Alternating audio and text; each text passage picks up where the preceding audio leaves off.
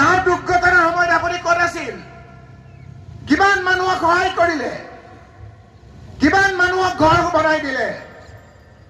এই মহিলাসকলৰ যেতিয়া নাগৰিকত্ব সন্দেহজনক হৈ পৰিছিল, যি সময়ত আমি ভয় খাই গৈছিলো, NRCৰ কাগজ লৈ যেতিয়া হাই হাই হৈছিল, হাহাকাৰ হৈছিল, সেই সময়ত আমি যুঁজি যুঁজি এই NRCৰ বিপদৰ পৰা আমি ৰক্ষা কৰিছিলো।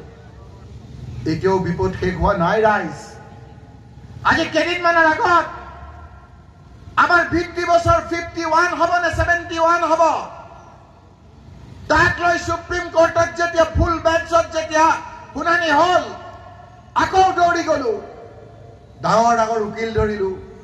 ইয়াৰ সচেতন লোকসকল আপোনালোকে এতিয়াও ৱেবছাইটত চাওক, কপিল সিবাল, ইন্দিৰা জয়সিঙে কি ধৰণেৰে আৰ্গুমেণ্ট কৰিছে, কেনেকে বিভিন্ন জনৰ লগত আৰ্গুমেণ্ট কৰি 1971 চনৰ 25 মাৰ্চ ভিত্তি বছৰ হ'ব লাগে বুলি আৰ্গুমেণ্ট কৰিছিল।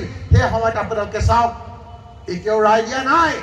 আল্লাহৰ ওপৰত তাৱাক্কুল কৰি ভগৱানৰ ওপৰত বিশ্বাস ৰাখি কৈছো যে 1971 আমাৰ ভিত্তি বছৰ নিশ্চয় সুপ্ৰিম কোৰ্টে মানি ল'ব।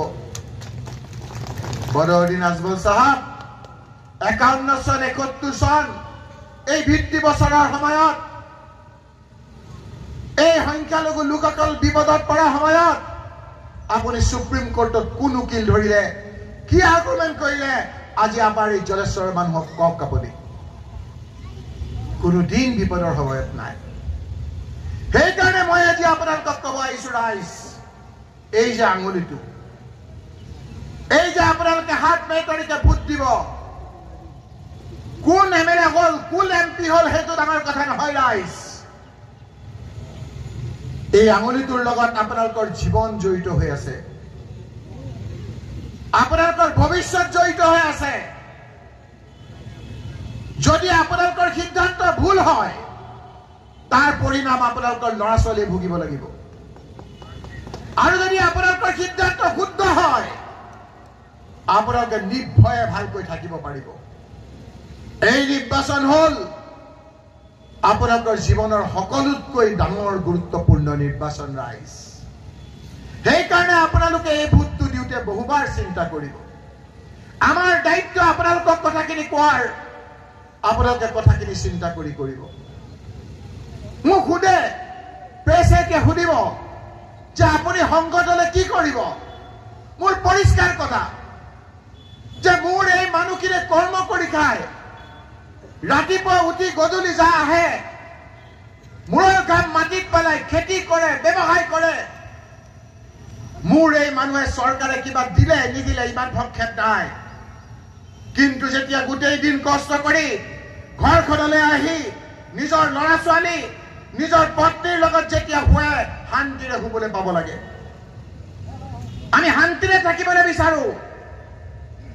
আজিৰ তাৰিখত আমি ভয় ভয় কৰি জীয়াই থাকিবলগীয়া হৈছে। কোন সময়ত মুখ্যমন্ত্ৰী হিমন্ত বিশ্ব শৰ্মাই কি কথা কয় ঠিক নাই।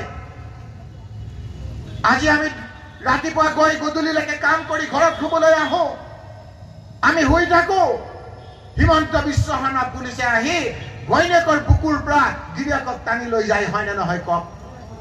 বাবাতৰি খাই বাচ্চা লৈ ঘৈণীয়েকে বিচাৰি ফুৰে, মোৰ স্বামী ক'ত গ'ল ক'ত গ'ল। পিছত গম পাই জেলৰ হাজতত পঠিয়াই দিছে হিমন্ত বিশ্বই।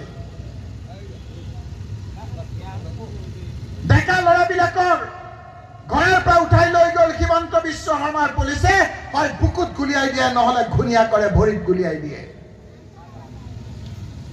অকল জলেশ্বৰতে নহয়, গুৱাহাটীতো সৰু ল'ৰা ছোৱালী লৈ মাক বাপেক শুই থকা অৱস্থাত বুলডেজাৰ লৈ ঘৰ ভাঙি দিয়ে, হাতী লৈ ঘৰ ভাঙি দিয়ে।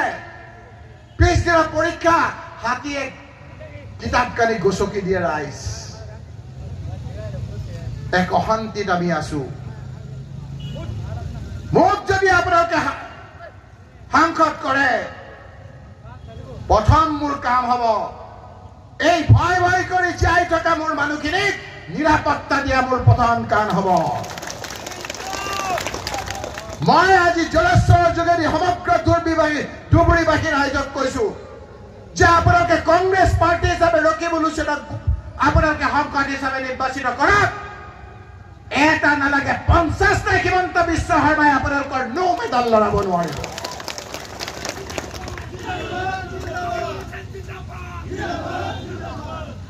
বদৰুদ্দিন আজমল সাহেব হিমন্ত বিশ্ব শৰ্মাৰ লগত আপুনি মিলি যাব নালাগিছিল ঘোৰ অন্যায় কৰিছে এই মানুহখিনিক আপুনি বদৰুদ্দিন আজমল সাহেবে কৈছে নাই মই আপোনালোকক দেখুৱাই দিম যে মই পাক্কা বিজনেছমেন যিফালে মই পইচা পাওঁ এনেকে দেখাই দিছে মই তাৰে হৈ কাম কৰিম কৈছে নে ৰাইজ নিজৰ কামৰ কাৰণে আপুনি এই মানুহখিনিক বিপদত পেলাইছে হিমন্ত বিশ্ব শৰ্মাই কি কৈছে শুনিছে নহয় কি কৈছে মই শুনুৱাই দিম আপোনালোকক जब बदरुद्दीन आजमल जी का बहुत दिन का तमन्ना था हमको चीफ मिनिस्टर बनाने के लिए कैसे ना हो बदरुद्दीन आजमल और बहुत दिन और इच्छा আছিল যে হিমন্ত বিশ্ব শৰ্মাক মুখ্যমন্ত্ৰী বনোৱাৰ আৰু কি কৈছে হিমন্ত বিশ্ব শৰ্মাই আৰু কৈছে যে हर राज्यसभा इलेक्शन में हम जिसको कहते हैं उसी को वोट देते हैं बदरुद्दीन आजमल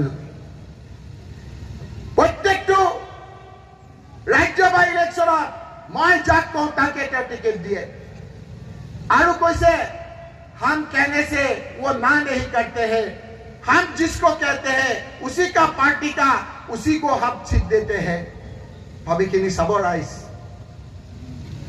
हिमंत विश्व शर्मार कथा मते ते उठा बहा करे हिमंत विश्व जी कय ताके শুনে আৰু সেই কাৰণে এউডিএফে কৈছে যে হিমন্ত বিশ্ব শৰ্মা ভাৰতবৰ্ষৰ ভিতৰত শ্ৰেষ্ঠ মুখ্যমন্ত্ৰী যিজন মুখ্যমন্ত্ৰীয়ে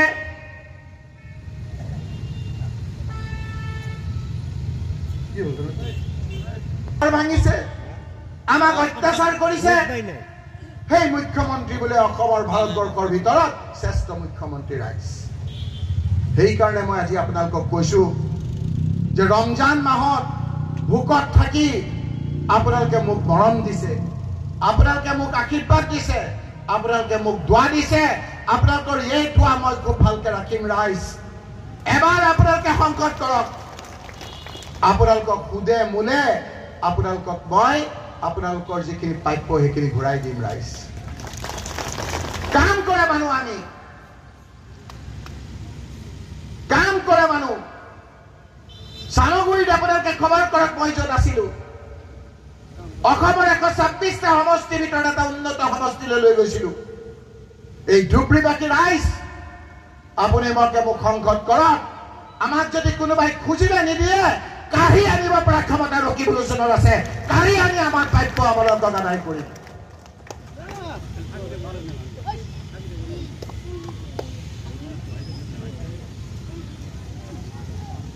কথাখিনি বুজিছে নিশ্চয় আপোনালোকে